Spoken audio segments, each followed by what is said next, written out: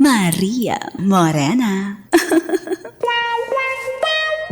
At eto na ang tambayan ng mga mahilig saan.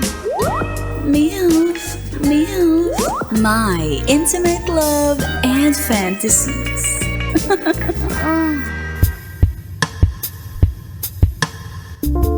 Sa ating episode na pinamagatang, akala ko masarap ako, kaya bumalik siya.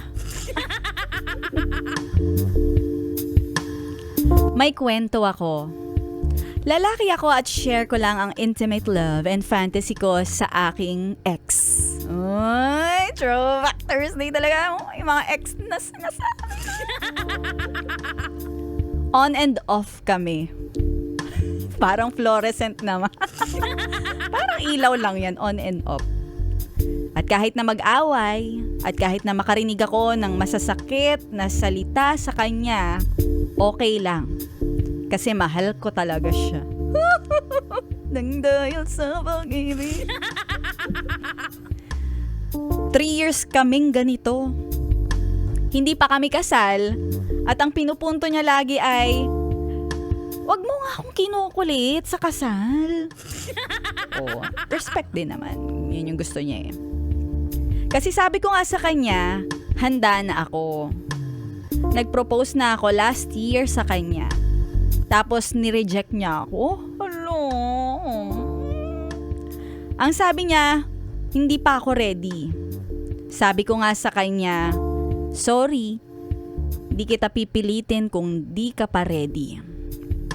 At doon nag-cool off kami. Pinapabayaan ko siya na gawin ang gusto niya.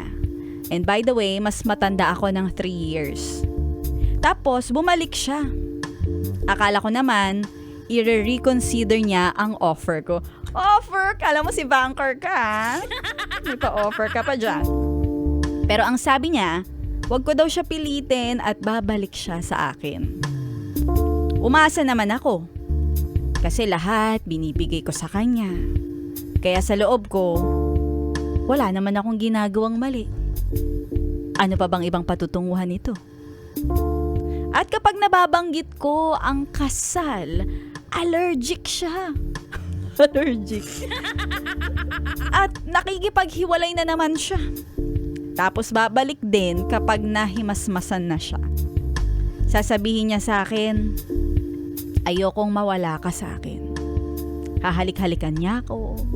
Paparamdam niya na gustong-gusto niya ako. At mahuhulog na naman ako. At magjujurat-jurat na naman kami. Nasisira naman ang ulo ko sa kanya dahil sasabihin niya ayaw niya nang magpakasal. Pero sa kilos niya, ayaw din naman niya na mawala ako sa kanya.